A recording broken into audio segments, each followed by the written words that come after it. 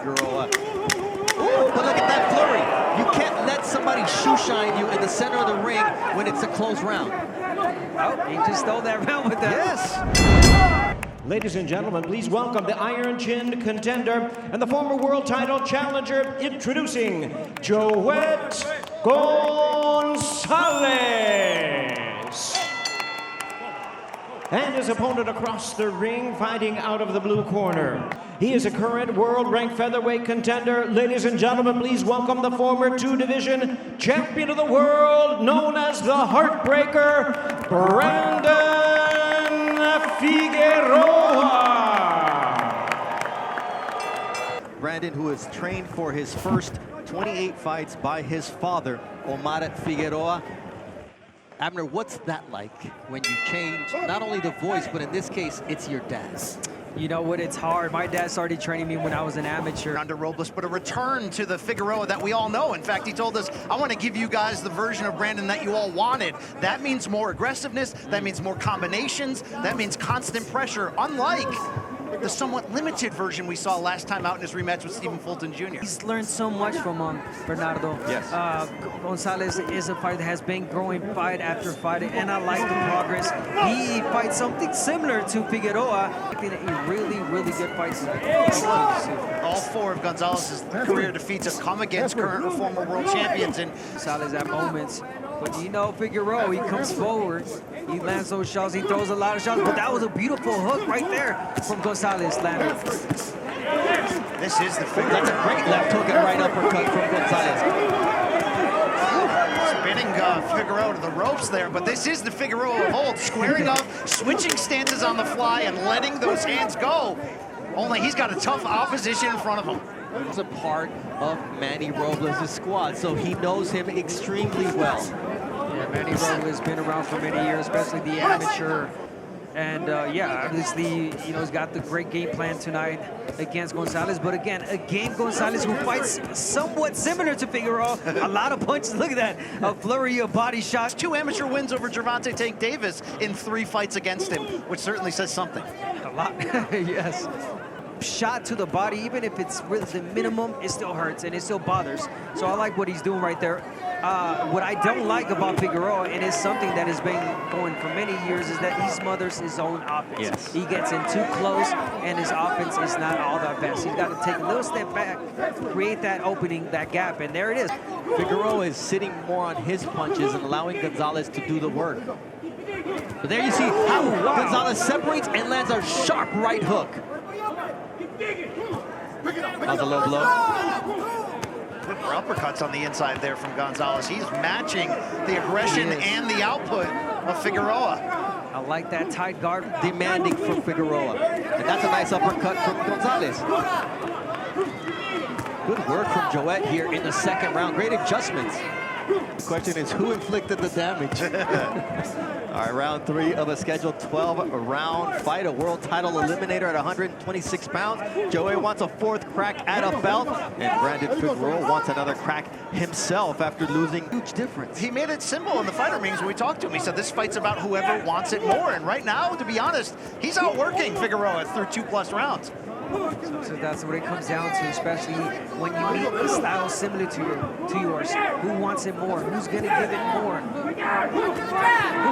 Beautiful overhand right against from Gonzalez. He's getting the better of the connections on the inside. That's right, uppercut from Joet. There's nothing behind those punches. We talked about it last fight as well, Brian. That he threw a lot, but nothing behind the punches from Figueroa. When he gives himself the space to separate and lean into those shots, like his knockout of Castro in his featherweight debut, he's a different fighter. They're all arm punches. Look at that. Because guess what? I know where you are. Just like that, I know where your head is.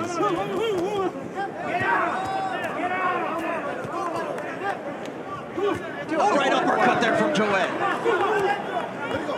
He told himself, but right now, I'm not seeing anything like that. It's a good body shot, though. So what does Joet say? You want 1, I'll give you 5.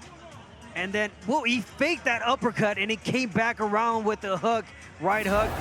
He leaned down. Kennedy McKinney fight, so many. The Barrera-Morales trilogy, memorable fights. I love that. Not to mention, too, with Manny Pacquiao. Oh yeah, what about that, huh? No, there he never. In this fight. Yeah, we are. I mean, he's known for being a switch hitter. He switches softball right-handed. But he normally does that when he feels that he's got something going. But right now, he's trying to find something. He's trying to make something out of those stands. But right now, the aggression is being really effective. Wow. 2-3 jabs to the face. That just snapped the head of Figueroa back. Yeah, for Figueroa, seriously, that has been his downfall, really, to be more effective. He smothers his own offense. Does not create those angles, does not create the gap, the distance to land those beautiful shots. There's a beautiful uppercut. That I like the most from Manny Pacquiao is when he got knocked out against Marquez. Those are fighting words, Bernardo. That's cold. The disrespect. But here we have respect in the ring. Nice body work. Our unofficial score, Larry Hazard has this fight 4-0 in favor of Gonzalez. But here we see Brandon Figueroa trying to mount a comeback in the 5th round. Some great body shots from Figueroa.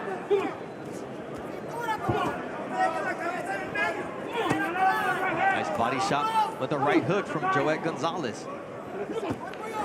Good right hand, a shovel uppercut from Gonzalez on the inside. The eye, and that's helpful. But you don't see Figueroa taking advantage by trying to throw that left. Nice body work again from Joet on the inside. From Gonzalez. There's the body shot again from Figueroa. Ooh, but look at that flurry. You can't let somebody shoe shine you in the center of the ring when it's a close round. Oh, he just stole that round with that. Yes. Division world champion Abner Mares. We've got Brian Campbell and the Hall of Famer Jim Gray ringside, and things are starting to heat up in this phone booth. Oh yeah. That Gonzalez does not belong in there with me. But so far, Joet's proven that he does belong in there with him. He just proved it again with that counter right hand on the inside. But you think that Joet Gonzalez is going to get intimidated by Figueroa when he faced Navarrete, when he faced Shakur Stevenson? Come on. That's what I say, right? Like, name another fighter who faced the slickest boxer, Brandon Figueroa, preoccupied about the headshots, and then the body shots like those come in ripping. And that's the beauty of what Joet's able to do in this round, is the punch variety. He's also answering any type of success that Figueroa is having outside of the norm, usually with that counter right hand, which has to jump out to the judges to show that he is in control in the center of this ring. For years, he's like looking in the mirror right now, literally as a southpaw and an orthodox fighter in front of him. He's not used to somebody throwing. Not Figueroa, is Joet Gonzalez. Good body shot there. Shoe shine, boom, and then he ends that. The shot, he's his distance better than Figueroa has his distance down. Gonzalez is like landing like those type of shots right there to the body and then up to the head. Appreciate the legendary Joe Goosen chiming in here in the 7th round. And yeah, I mean, the adjustments, we all see what needs to be done, but it's hard for either fighter, especially Figueroa, to do it against such a consistent short punches in the inside with no lead hand. To that point, total punches, total jabs landed, 1 of 71 for Figueroa. Box stats, it's Gonzalez who is getting the better of the exchanges, and I think that's showing up definitely on Larry Hazard's scorecard. You wonder about the scorecards of the 3 judges on ringside. Now only round 6. It's got to be mentally frustrating as well for Figueroa. You met your match tonight. You got someone that is hitting as much, if not more than you. So he keeps digging, as he's doing right now, to the body of Figueroa. He may be able to have big-time breakthrough success. And work from Joet Gonzalez, but it all has to do with the head placement of Figueroa. It's so predictable. Combination on the inside there from Gonzalez. You see the blood emanating from the right eyelid of Joet Gonzalez since round 2. Hervey Estrada doing a great job keeping him in this fight. That's a solid right hand as Gonzalez creates just enough distance to connect on Figueroa, whose head was where? Right there for the taking. And guess what? We're going to see more good work from Joet Gonzalez in the inside. Right hand. It's those little pushes that he's doing right there. beautiful flurry right. To find that space to connect that right uppercut and then go downstairs to the body. There's an answer for Gonzalez for everything that Figueroa does because they're so similar. And that was a solid right uppercut from Joet Gonzalez on the inside. That wakes up Brandon Figueroa, but that was a damaging shot. Right on cue, Brian. A lot of damage. You see that sweat fly off the hair. You can certainly guess how hard of a shot that was. And just look at Figueroa. When he comes inside, he looks down, too. He's not looking at his opponent like Joet is. Another Joet Gonzalez round. Oh, there's a left hook there from Figueroa. Is how many times can you watch the same thing not work, not get the best of your opponent, and not look to alter that dramatically?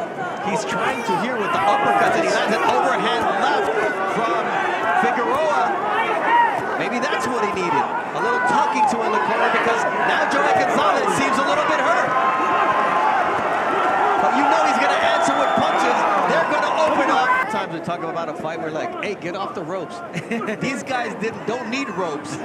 We didn't see a rep in this fight, and they didn't see the ropes. Just the visual of, hey, he's losing this round. No question. I mean, you can see the swelling now above both eyes. Yes. As close as I'm seeing this round, but Figueroa definitely did a lot more damage in this 10th round. Figueroa's going to need more than just some big shots. He's going to need a knockdown and knockout to change his fortune right now. But can he do that? I think he can. He has the gas tank. He has the right intention. And Joet Gonzalez to stop Figueroa. But look at Figueroa. It's a different guy. He understood what worked for him in the previous round, and now in the championship rounds where he here considerably over the last 30 seconds. Starts to unload again to the body. That's a big shot. Heating up here as Figueroa is finally finding a home where he can punish Joet Gonzalez like he does there with a right uppercut, a right hook. This is one heck of a surge here for Figueroa. And just when you think that Gonzalez is hurt, he comes back and he lands his own flurry. Okay? Breathe, man. Breathe.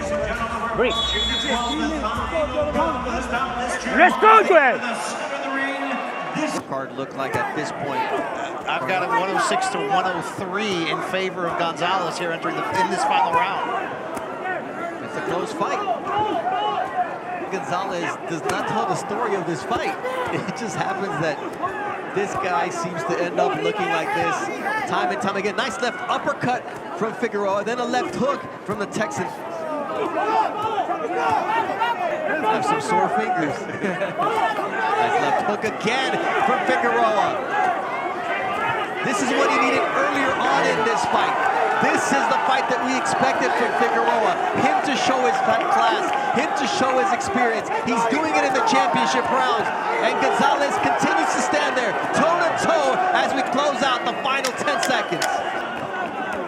Figueroa, Gonzalez, they demand respect as they opened up tonight's pay-per-view. 250 punches more thrown by Figueroa. He landed 17 more, and that's a 6% difference. We go to the scorecards with a unanimous decision. Chris Migliore scores about 115 to 113. Judges David Sutherland and Tim Cheatham both scored about 116 to 112. All three in favor of the winner, the Heartbreaker, Brandon Figueroa.